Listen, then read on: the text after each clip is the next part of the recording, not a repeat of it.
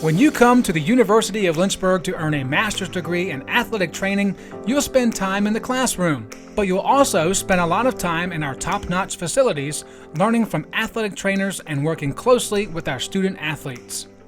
In the graduate Cadaver Lab, you'll learn about the human body in the best way possible, by actually studying the human body. This will provide a foundation to make you a much better athletic trainer.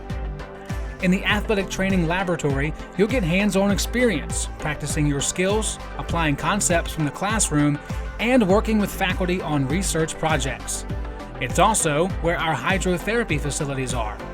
This space is also used by students for studying and practicing skills outside of class time.